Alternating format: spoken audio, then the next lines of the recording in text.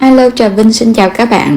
Hôm nay thì mình sẽ làm một món tráng miệng cực kỳ ngon, đơn giản, giải nhiệt, thanh mát. Thì mình làm vậy nè các bạn, để dành trong tủ lạnh á. Khi nào ăn thì mình lấy ra mình ăn rất là tiện và nhanh chóng. Thì mời các bạn xem video nha, cũng như là đăng ký kênh để nhận các video mỗi ngày ủng hộ mình. Để dùng màu lá cẩm thì mình mua về xong các bạn rửa sạch rồi mình cho nước vô, mình nấu sau 5 phút nha. Tiếp theo là mình chuẩn bị rau câu. Thì hôm nay mình sẽ dùng hai loại luôn, bột rau câu giòn agar và bột rau câu dẻo trái dừa. Rồi chút nữa mình sẽ dùng 300ml nước dừa tươi nha, thì mình dùng một trái dừa xiêm á. Và tiếp theo là 300ml nước lá cẩm hồi nãy mình nấu đó, chút xíu muối, 150g đường, 500ml nước cốt dừa, 100g sữa đặc. Rồi bây giờ mình sẽ lừa một muỗng cà phê dung, vậy là 5g nha, cho cái bột rau câu giòn. Cho vào đây một muỗng canh đường. Cho hết 300ml nước lá cẩm vô, 100ml nước cốt dừa. Đây là phần mình làm cái phần gân á. Các bạn sẽ trộn đều lên nha. Rồi xong rồi mình để đây cho nó nở một chút đi. Tiếp theo mình sẽ lường 3 muỗng cà phê dung là tương đương 15g. Cho hết lượng đường còn lại vô. Cho muối vô luôn. Trộn sơ nha. Thì mình dùng cái phần này là 15g, 400ml nước cốt dừa còn lại. Mình trộn sơ cho rau câu nó tan sơ đi ha, rồi cái mình lường nước mình cho vô thêm. Mình sẽ cho tiếp vào đây là 600ml nước lọc, là tổng cộng 1 lít nước, cho 15g bột rau câu, 3 muỗng cà phê dung. Bây giờ mình sẽ làm cái lớp rau câu trái dừa, 1 muỗng canh đường, 1 muỗng cà phê dung bột rau câu dẻo. Trộn với đường để tránh cho rau câu nó vón cục á, tại rau câu dẻo thì nó hơi khó. Rồi mình sẽ cho hết 300ml nước dừa tươi vô, thì nó bị đầy á. Mình sẽ cho vô trong cái nồi luôn nha, để một chút nữa mình khuấy luôn. Rồi mình sẽ để đây cho rau câu nó nở ra. Bắt cái nồi lá cẩm lên trước. Mình sẽ khuấy trước cái nồi lá cẩm để tạo gân, cho nó sôi lên. Khi nước rau câu sôi bùng lên thì các bạn hạ lửa và mình để thêm 2 phút nữa là được, rồi mình tắt bếp luôn. Cho nó ra cái hộp nè, thì mình dùng cái hộp nó có chiều dài á, để một chút nữa mình làm gân. Rồi bây giờ các bạn sẽ cho nó nguội, và để nó nhanh nguội thì mình ngâm nó vô trong cái nước á. Khi rau câu của mình nó nguội hẳn rồi nè, nó cứng và nó đặc lại. Bây giờ thì mình sẽ lấy nó ra. Sẽ dùng cái dao bào sợi này để bào ra những cái gân. Các bạn bào theo chiều dài á, thì chút nữa những cái sợi rau câu của mình nó đẹp và ngon. Và mình bào tương tự cho đến hết cái phần rau câu này. Đây là màu lá cẩm, nó sẽ lên màu hồng hồng. Rồi bây giờ đi khuấy cái rau câu nước cốt dừa luôn. Cũng tương tự thì mình cho lên bếp và các bạn khuấy đều tay với lửa vừa. Khi sôi lên thì mình khuấy nhanh tay và hạ lửa nhỏ.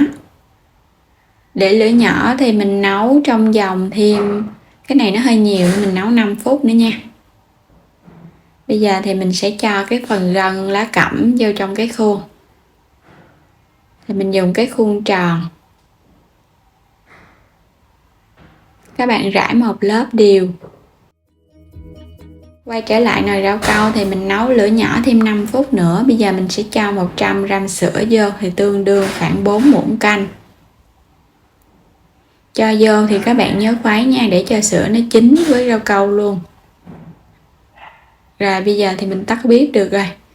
Cái nhiệt độ sôi sẽ làm chín sữa. Các bạn sẽ múc đều một lớp. Mình sẽ rải đều lên trên cái rau câu gân á. Mình làm vậy á, thì chút nữa khi mà úp khuôn ra nó có gân ở dưới. Còn nếu các bạn không rải đều á, thì ở dưới nó sẽ là một lớp nước cốt dừa. Rồi các bạn sẽ cho cái lớp rau câu sữa lên.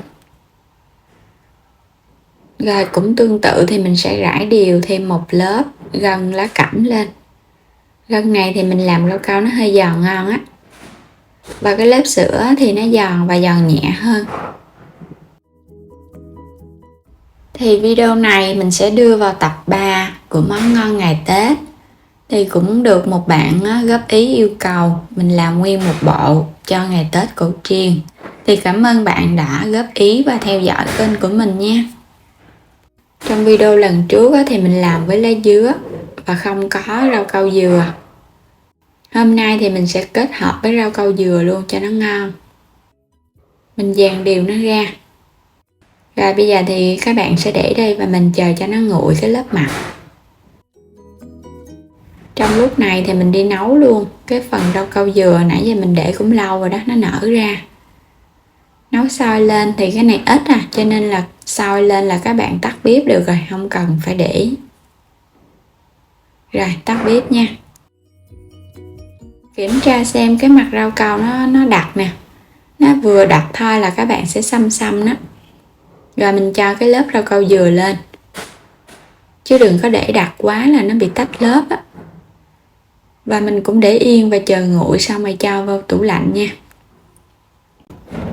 Đây là phần rau câu mà mình đã lấy từ ngăn mát tủ lạnh ra. Bây giờ nó đặc rồi đó. Và nó lạnh nữa. Mình để khoảng 1 tiếng đồng hồ.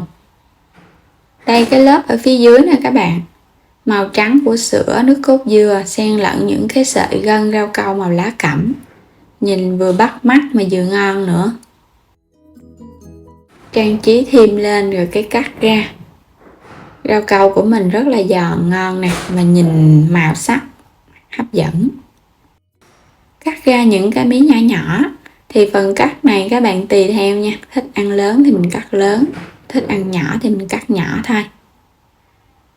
Cắt xong rồi mình đã trang trí lên. Mình đã hoàn thành xong cái món tráng miệng giòn ngon, béo thơm cùng với sự kết hợp màu lá cẩm. Bây giờ thì mời các bạn cùng thưởng thức món rau câu hay là thạch. Sự kết hợp với hai loại thạch nha. Rất là ngon luôn, sợi rau câu thì giòn giòn nè. Bên ngoài thì cái lớp sữa và nước cốt dừa nó béo và nó ngọt nữa. Lớp rau câu dừa thì nó dai dai và thơm, ngọt thanh của dừa. Và đến đây thì mình chúc các bạn ngon miệng với món thạch rau câu này nha. Có thể ăn ngày thường hoặc là mình làm để dành ăn Tết cũng rất là ngon.